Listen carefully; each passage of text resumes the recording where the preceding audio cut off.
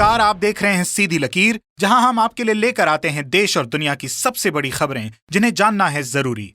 तो इस वीडियो को आखिर तक जरूर देखिएगा। तो चलिए शुरुआत करते हैं आज की सबसे पहली बड़ी खबर के साथ। उत्तर प्रदेश के सियासी माहौल और 3 दिन के महामंथन के बाद दिल्ली लौटे पार्टी के महामंत्री BL संतोष नेतृत्व में किसी भी बदलाव के नहीं दिए संकेत। शनिवार और रविवार को भाजपा अध्यक्ष JP नड्डा करेंगे दिल्ली में बड़ी मीटिंग। पार्टी के सभी राष्ट्रीय महासचिव होंगे शामिल। 2022 में होने वाले उत्तर प्रदेश सहित अन्य राज्य चुनावों की दृष्टि से ये बैठक रहेगी अहम। पार्टी की छवि और किए जा रहे कार्यों की भी होगी समीक्षा। मेहुल चौकसी के भारत लौटने में फिर बीच में आया कानून। डोमिनिका की हाईकोर्ट में फिर टली सुनवाई, अगली तारीख नहीं हुई तय। इसी बीच एक अन्य मजिस्ट्रेट कोर्ट में मेहुल की जमानत की अर्जी हुई खारिज, रहना होगा हिरासत में। तो वहीं भारत के विदेश मंत्रालय के प्रवक्ता अरिंदम बागची ने कहा, चौकसी को भारत वापस लाने की सारी कोशिशें रहेंगी जारी। रामदेव पर लग रहे आरोपों के बीच दिल्ली हाईकोर्ट ने रामदेव को भेजा समन, तो मुकदमा करने वाली संस्था दिल्ली मेडिकल एसोसिएशन से कहा, मुकदमा करने के बजाय इलाज पर दो ध्यान। शिक्षा मंत्रालय ने किया बड़ा ऐलान, शिक्षक पात्रता परीक्षा यानी TET की वैधता अब 7 साल से बढ़कर हुई आजीवन। 2011 से जारी प्रमाण पत्रों पर होगी लागू।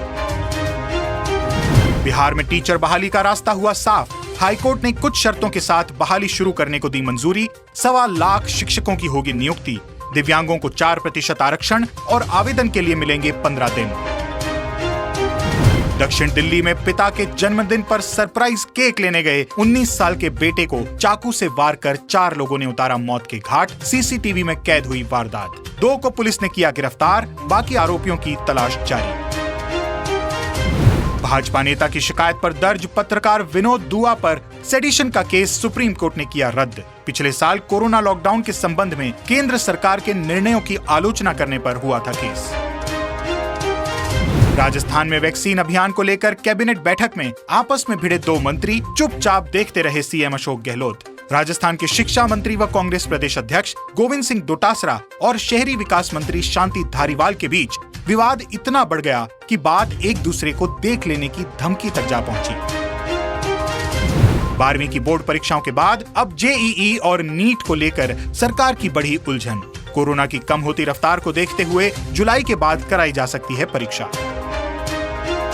कश्मीर में 124 साल की बुजुर्ग महिला ने कायम की सकारात्मकता की अद्भुत मिसाल। 124 साल की रहती बेगम ने ली वैक्सीन की पहली डोज।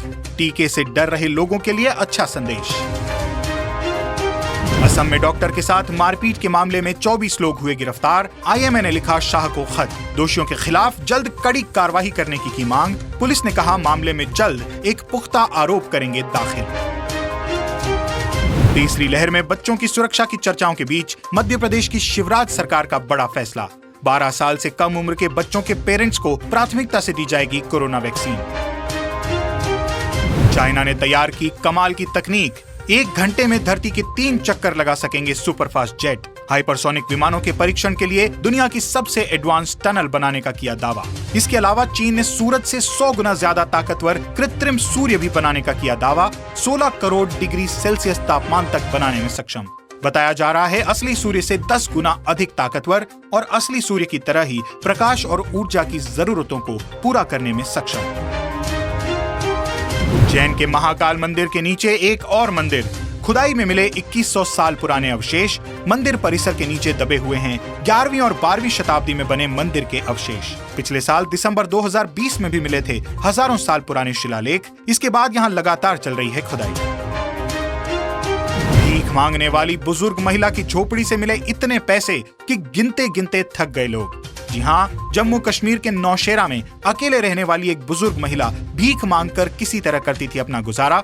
उसे वृद्धाश्रम शिफ्ट किया गया तो झोपड़ी से पैसों का निकला अंबार। अब तक मिले करीब 2,60,000 रुपए।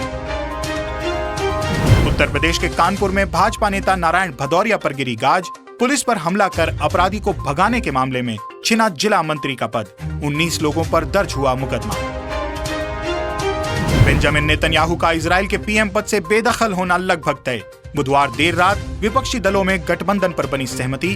12 सालों से इजराइल की सत्ता पर काबिज नेतन्याहू हो सकते हैं अपदस्थ। नफ्ताली बेनेट और याइडर लापिड 2-2 साल के लिए संभालेंगे प्रधानमंत्री का पद।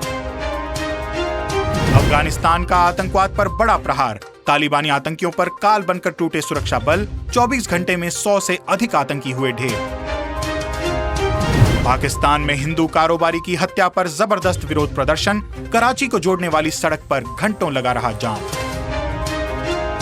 ईरान की नौसेना का खर्ग नामक सबसे बड़ा युद्धपोत आग लगने के बाद ओमान की खाड़ी में हुआ जलमग्न, चालक दल को बचा लिया गया सुरक्षित।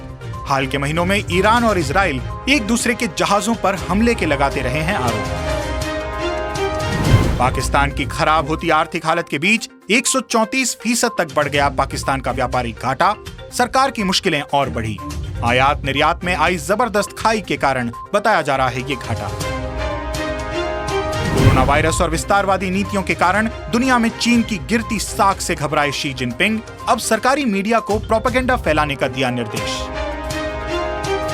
इमरान ने फिर अलापा कश्मीर राग, कहा अनुच्छेद 370 बहाल किए बिना नहीं सुधरेंगे भारत पाकिस्तान के संबंध। उत्तर कोरिया के तानाशाह किम जोंग उन ने किया फिर बड़ा फेरबदल, बनाया सेकंड इन कमांड का पद। कौन होगा उनका सेकंड इन कमांड, संशय बरकरार। उत्तर प्रदेश के मेरठ में लंबी बीमारी के बाद मौलाना चतुर्वेदी का हुआ निधन। जी हां, आपने ठीक सुना, हिंदू मुस्लिम सद्भाव की मिसाल मौलाना शाहीन जमाली चतुर्वेदी मेरठ में चलाते थे मदरसा। उर्दू और अरबी के साथ साथ संस्कृत का भी रखते थे अच्छा ज्ञान, चारों वेदों का अध्ययन करने के कारण कहलाते थे चतुर्वेदी। पूरे जीवन मजहबी गलतफहमियों को मिटाने की करते रहे कोशिश। प्राइवेसी पॉलिसी पर बवाल के बीच व्हाट्सएप ने जारी की सफाई, कहा हम भारत सरकार को पहले ही ये आश्वासन दे चुके हैं कि प्राइवेसी पर नहीं पड़ेगा फर्क। अब देश के सराफा बाजार का हाल, गुरुवार को सोने का भाव 339 रुपए गिरकर 48,530 रुपए प्रति 10 ग्राम रहा, तो वहीं चांदी भी 475 रुपए की गिरावट के साथ 70,772 रुपए प्रति किलोग्राम रही। अब स्टॉक मार्केट अपडेट। सेंसेक्स करीब 383 अंक की शानदार तेजी के साथ 52,232 के स्तर पर हुआ बंद, तो वहीं निफ्टी 114 अंक की तेजी के साथ रहा 15,690 अंक के स्तर पर। लंबे इंतजार के बाद द फैमिली मैन 2 समय से पहले हुई रिलीज। फैंस ने जमकर मनाया सोशल मीडिया पर जश्न। रिलीज से पहले मनोज बाजपेयी ने लिखा इमोशनल नोट। टाइगर श्रॉफ और दिशा पाटनी के खिलाफ मुंबई पुलिस ने कोरोना नियमों के उल्लंघन करने पर दर्ज की एफआईआर। कोरोना के कारण लगे प्रतिबंधों के बावजूद बिना कारण घूम रहे थे। WTC फाइनल के लिए इंग्लैंड पहुंचने से पहले ही विराट कोहली को मिली बड़ी चेतावनी। न्यूजीलैंड के डेवॉन कॉनवे ने डेब्यू मैच में तोड़ा शिखर धवन का रिकॉर्ड। खेली पहले दिन 136 रनों की नाबाद पारी। दूर होगी टीकों की किल्लत, 30 crore made in India vaccine कर ली गई हैं बुक। हैदराबाद की वैक्सीन निर्माता बायोलॉजिकल ई को टीकों की 30 करोड़ डोज लेने के लिए 15,000 करोड़ रुपए देगी सरकार। तो वहीं फाइजर और मॉडर्ना के बाद कोविशील्ड बनाने वाली सीरम इंस्टीट्यूट ने भी सरकार से कानूनी सुरक्षा की मांग।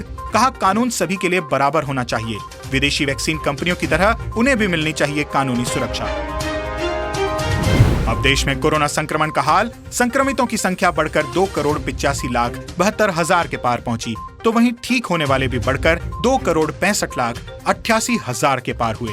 एक्टिव केस अब घटकर 16 लाख तक पहुंचे। तो आज की खबरों में बस इतना ही। इसी तरह देश और दुनिया की बड़ी और काम की खबरों को सीधे अपने मोबाइल में पाने के लिए सीधी लकीर को YouTube पर सब्सक्राइब करें और Facebook पर लाइक करें, ताकि हम और हमारी टीम देश और दुनिया की जरूरी खबरों और आपके बीच खींच सकें एक सीधी लकीर। वंदे मातरम।